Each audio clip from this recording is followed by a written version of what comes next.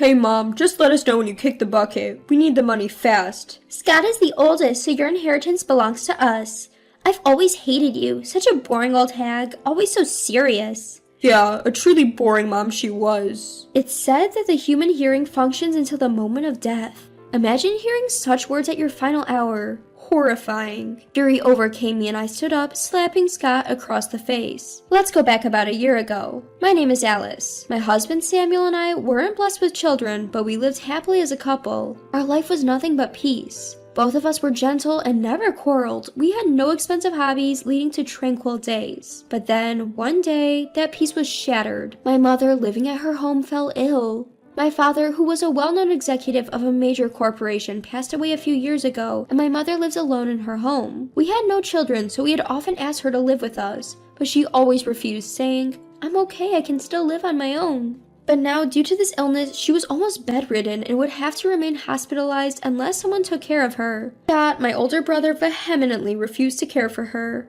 Scott and his wife Karen had a young child, so I could understand their refusal. The only ones left who could take care of her were Samuel and me. I braced myself for a divorce or separation and asked Samuel, "Please, Samuel, I want my mom to live in her home, where so many memories of my dad still linger, for as long as she can move. Please let me go home and take care of her." At my desperate plea, Samuel seemed surprised at first, but then he smiled gently.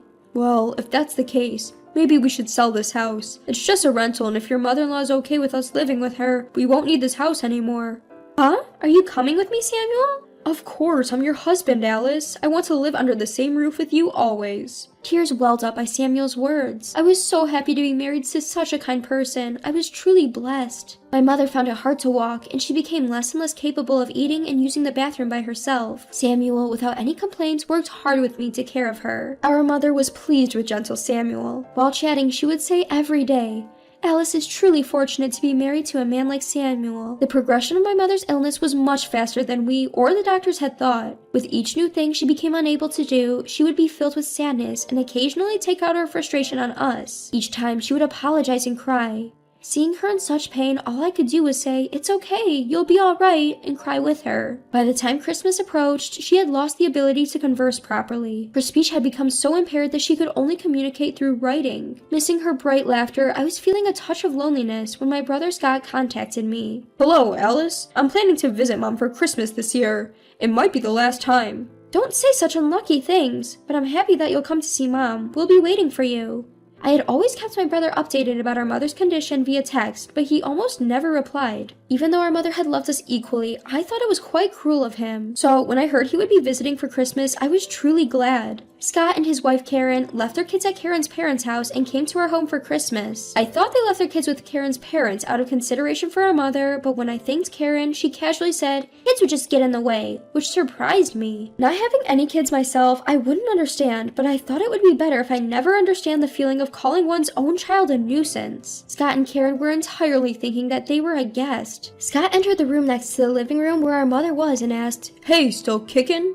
When our mother silently nodded, Karen said, "Doesn't it smell in here? Mom should take a bath every day." It was absurd. Even though our mother can't speak, she can hear perfectly. Due to her illness, she's lost almost all her physical abilities and can't take a bath. I wipe her body every day, but there's a certain smell specific to sick people that can't be removed. I thought they were extremely rude.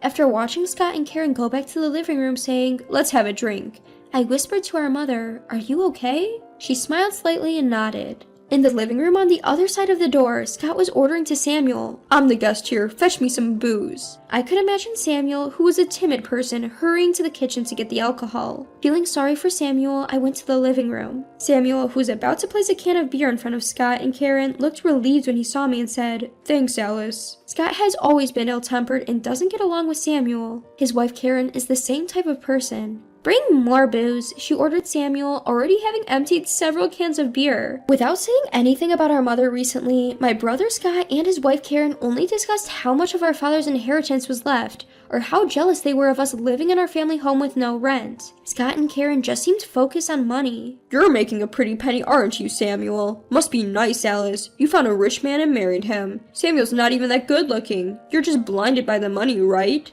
"What? No way. Can you stop saying such unpleasant things?" Samuel, being a kind man, kept a smile on his face despite the rude comments from my brother. Karen, too drunk by this point, says, "We don't have money because we're always drinking," and clumsily gets up. "Karen, where are you going?" Instead of going to the bathroom, Karen stood up and opened the door to the room where our mother was sleeping. Karen, with a sneaky grin, said something outrageous at our mother's bedside. "Dear mother-in-law, Scott and I are in dire financial straits. Please go to heaven soon and leave us a lot of money." That's right. It's best for our mother to pass away soon.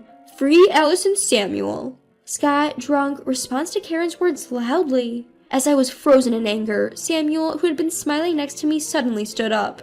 Please leave.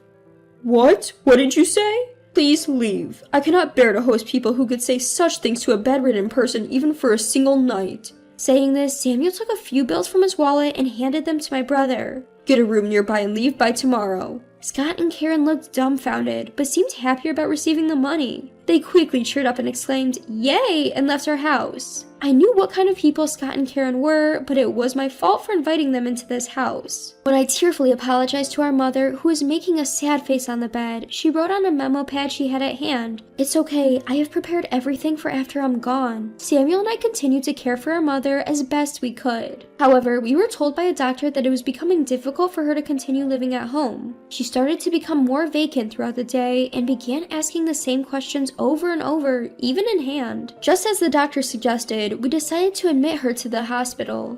Still, Samuel and I visited her almost daily. We messaged Scott to inform him that Mom may not have much time left, but it was only read and ignored. Our mother began to fade, and the time to say goodbye was drawing near. It happened on a summer morning. When my smartphone rang, I already had a bad feeling. The call was from the hospital, informing us that our mother was in critical condition. Samuel and I immediately headed to the hospital and simultaneously informed my brother that our mother was critically ill. Once at the hospital, the doctor explained her condition to us, and I held her hand. "Mom, are you okay? Please don't leave me behind just yet." Mom slightly squeezed my hand in return, but her feeble grip brought tears to my eyes. I was flooded with memories of her cheerful smile as I realized this was our goodbye. Samuel comforted me by patting my back as I wept. His eyes were also filled with tears, and he reassured me, "Mom has fought hard enough." Just then, the hospital room door opened. It was my brother and Karen, his wife. Karen entered the room and immediately mocked Samuel and me by saying, "Trying to look like the good kids, huh?" I was shocked by their cruelty, even at Mom's last moment. My brother and Karen started to speak near our dying mother. Hey Mom, you better tell us when you kick the bucket. We need the money soon. "Since Scott is the eldest, your inheritance is ours. I always disliked you. You're such a boring old hag." Yeah, you were indeed a boring mother. It's said that one's hearing lasts until the moment of death. It pains me that these could be the last words my mother hears. Angered by their disrespect, I sprung up and slapped my brother's cheek. What the hell are you doing? "Get out! Stop bothering Mom!" My tearful outburst seemed to take them aback. Alright, but we're definitely coming back for the money when Mom dies, my brother warned before he and Karen left the room. Overwhelmed with regret, I tightened my grip on my mother's hand and repeated, "I'm sorry." My mom opened her eyes slightly, gave me a weak smile, and lifted herself up a little to pass me a notepad. There was a phone number written on it. I asked, "Do you want me to call this number?" And Mom quietly nodded. Beneath the phone number, she had shakily written, "Thank you." I couldn't stop my tears upon seeing this. Later that day, Mom passed away. I acted as the chief mourner at her funeral. Normally, this role would be taken by the eldest son, my brother. But given his behavior, I wasn't sure what he would do, so I stepped forward. My brother refused to take on the responsibility, saying it was too troublesome, so I became the chief mourner without a fuss. The funeral had gone without a hitch, and my mother was now resting in a small urn. I held my mother's urn crying, while my Samuel was moved to tears watching me. My brother Scott and his wife Karen made fun of us, saying we were putting on a good child act, something I couldn't forgive. Once the funeral was over, we'd have to talk about money. My mother, a director at a large corporation, left behind a significant fortune. Even if Scott and I were to split it, it would be quite a sum. Scott and Karen seemed excited about the prospect, but that excitement quickly faded. The lawyer I hired read out my mother's will, stating that all her assets would be inherited to me and Samuel. "What? Scott's the oldest, right? Why isn't he getting any money?" Because that's what your mother wished. The lawyer, whose number my mother had left behind, spoke plainly. Apparently, my mother had been preparing to leave her assets to me and Scott even before she passed away. The lawyer, seemingly quite competent, explained why my mother didn't leave anything to Scott and Karen and her will. It was clearly stated in the will my mother left behind that me and Samuel were there for her when she was struggling, whereas Scott and Karen did nothing. We can just ignore the will. We're struggling here. We took out a mortgage on the house thinking we'd get an inheritance. Please give me half. That's right. We'd be in trouble if we suddenly couldn't get any money. I took a deep breath before responding to my fussing brother and his wife. Absolutely not. Scott, Karen, neither of you were there when Mom was suffering. You didn't even visit her. I'll never forget how you showed up when she was weak and told her to hurry up and go to heaven. I also won't forget the horrible things you said to Mom in the hospital at the end. I won't give you a single penny of Mom's money. As I firmly responded, my brother and his wife kept begging for the money for a while, but they gave up and left after the lawyer told them to. When I told Scott not to contact me anymore because I didn't want to see him again, he shouted back, "Same here," but he soon contacted me asking for money again. Scott and Karen seemed to be in trouble, unable to pay their mortgage for the new house they bought, and seemed to have no choice but to rely on me. Scott kept working, but Karen quit her part-time job expecting to get Mom's inheritance, causing their household income to drop drastically. They had to lower their living standards considerably, but Karen couldn't stand it and they started arguing a lot. They thought they could manage by moving into the family home where I still lived, as it would mean no rent, and said they wanted to live together, but I refused. The ownership of this house had been transferred from my mother to me. Moving in without the owner's permission is not allowed, so when I explained that, Scott, who seemed to have been thinking of moving in by force, was at a loss for what to do. In the end, Karen, unsatisfied with their low standard of living, divorced. She took her child and went back to her parents' home, and seemed to have had to go back to her old job and work as a part-time employee.